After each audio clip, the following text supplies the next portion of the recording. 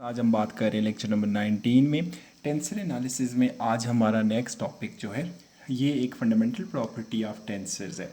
इसके लिए एक थ्योरम पढ़ते हैं हम लोग, और थ्योरम की स्टेटमेंट के मुताबिक कुछ ऐसे है कि अगर हमारे पास कोई एक टेंसर है जिसके कंपोनेंट्स किसी एक कोऑर्डिनेट सिस्टम में ज़ीरो हों, तो वो तमाम के तमाम कोऑर्डिनेट सिस्टम्स में वो उसके टेंसर के कंपोनेंट्स ज़ीरो होंगे। सो अगर मैं इसकी स्टेटमेंट लिखना चाहूँ तो according to statement of the theorem, if the components of a tensor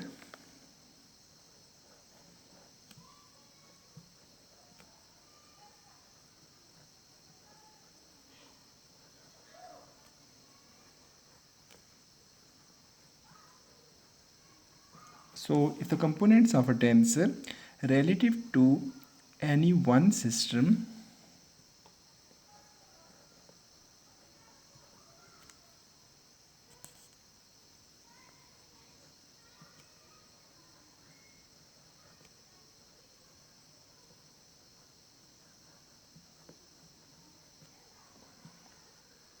of coordinate axes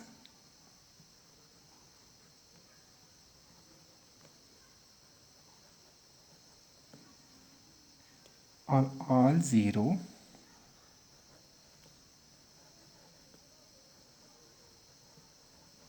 then the components relative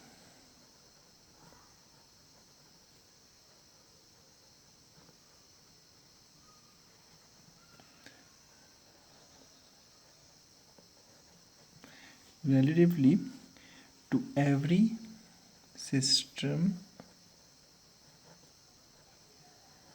of coordinate axes are all zero. Like इस थ्योरम की स्टेटमेंट ये है कि अगर हमने कोई एक टेंसर ले लिया और अपनी चॉइस का कोई कोऑर्डिनेट सिस्टम ले लेते हैं, और उस कोऑर्डिनेट सिस्टम में अगर उसके सारे कंपोनेंट्स ज़ीरो हैं, तो आप कोई भी कोऑर्डिनेट सिस्टम ले लें, कोई भी ट्रांसफॉर्मेशन यूज़ कर लें, आपके हर कोऑर्डिनेट सिस्टम में उसके कंपोनेंट्स ज़ीरो होंगे।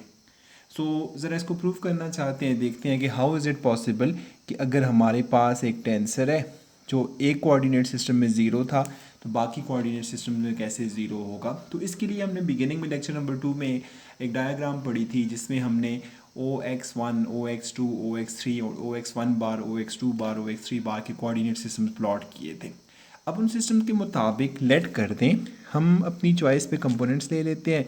Let's say A with the subscript of I, J, K, L and A bar with the subscript of P, Q, R, S are components of a tensor relative to OX1, OX2 and OX3। और इसी तरह से जो अपने दूसरा coordinate system पढ़ा था वो OX1 bar, OX2 bar and OX3 bar respectively. Respectively हमारे पास दो कोऑर्डिनेट सिस्टम्स हैं, एक आपका OXI's की फॉर्म में है और OX बार जेज की फॉर्म में है। और गिवन हमें क्वेश्चन में ये है कि एक कोऑर्डिनेट सिस्टम में आपके टेंसर के कंपोनेंट्स जो हैं वो ज़ीरो हैं। इसका मतलब ये हुआ A with the subscript of I, J, K, L up to so on that is equal to zero. ये स्टेटमेंट हमें गिवन है। अब हमने ये प्रूव करना है कि हमारे पास जो सेकंड कंपोनेंट है जो ए बार की फॉर्म में लिखा हुआ है वो भी ज़ीरो होना चाहिए। यहाँ से हम लोग जब इन दोनों को कोरिलेट करते हैं तो हम लोगों ने पढ़ा था कि A bar with the subscript of PQRS equals to, क्योंकि हमने रैंक 4 लिया हुआ है तो यहाँ पे हमारे पास 4 डायरेक्शन को साइंस आ जाएंगे, और उसके बाद ए with the subscript of I, J, K, L आ जाएगा। अब यहाँ पे जो पहला डायरेक्शन को साइन है वो आई वर्सेस पी के लिए होगा, जो दूसरा डायरेक्शन को साइन है वो जे वर्सेस क्यू के लिए होगा, तीसरा जो है वो के वर्सेस आर के लिए, और चौथा डायरेक्शन को साइन एल वर्सेस एस होगा। So that is your equation number 2। अब अगर आप देखें तो आप लोग कह चुके हैं कि A with the subscript of i j k l is equal to 0। So equation number 2 में अगर आप लोग इक्वेशन नंबर 1 को पुट कर देते तो फिर आपके पास कुछ रिजल्ट इस फॉर्म में बनेगा, ए with the subscript of P Q R S equals to these four direction cosines multiply by 0, so that will become equal to 0। तो स्टार्ट में हमने क्या कहा था कि हमारे पास एक कोऑर्डिनेट सिस्टम में कंपोनेंट्स ऑफ द टेंसर जो थे वो ज़ीरो थे, like A with the subscript of i j k l में ज़ीरो थे। तो जब हमने इसका फार्मूला यूज़ किया इन टर्म्स ऑफ डायरेक्शन को साइंस और उसकी वैल्यू पुट की तो दूसरे कोऑर्डिनेट सिस्टम में भी हमारे पास ये रिज़ल्ट जो है वो ज़ीरो हो गया। तो यहाँ आके ये आपका टेंसर का फंडामेंटल प्रॉपर्टी वेरीफाई हो जाती है। अब अगर आप कोई भी कोऑर्डिनेट सिस्टम उठा के ले लें और कोई भी आप सिस्टम यूज़ करें, जब भी आप एक सेट ऑफ कंपोनेंट्स में किसी टेंसर के कंपोनेंट्स ज़ीरो ले लेंगे सेट ऑफ कोऑर्डिनेट्स में, तो बाकी तमाम के तमाम सेट्स ऑफ कोऑर्डिनेट्स में भी उसके कंपोनेंट्स ज़ीरो होंगे। So that was about the property of tensor. अब इसके बाद हमने एक और चीज़ देखनी है, छोटा सा इसके साथ हेडिंग है, which is about zero tensor. तो ज़ीरो टेंसर को हम देखते हैं। फर्स्ट ऑफ ऑल इसकी हेडिंग बना देते हैं,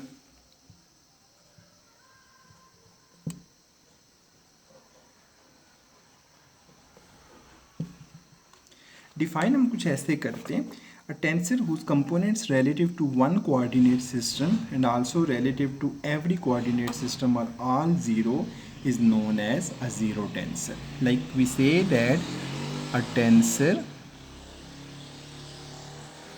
whose components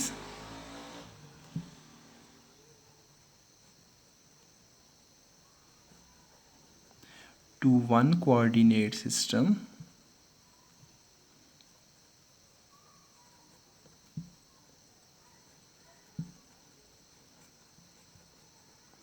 and for all other coordinate systems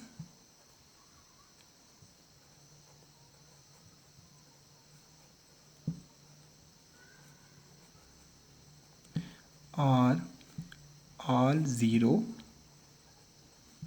then it is called zero tensor.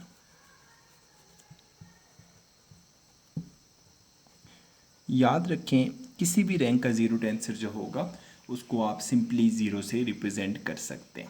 तो लेक्चर नंबर 19 में हम लोगों ने इन दो चीज़ों के बारे में देखा, और इसके बाद एक्सरसाइज 49.1 है, उसको आप लोगों ने सेल्फ ट्राई करना है, और कुछ क्वेश्चंस आपने असाइनमेंट्स में ऑलरेडी सॉल्व किए हुए हैं। इसके अलावा किसी क्वेश्चन में कोई इशू होता है तो वो आप लोग डिस्कस कर सकते हैं।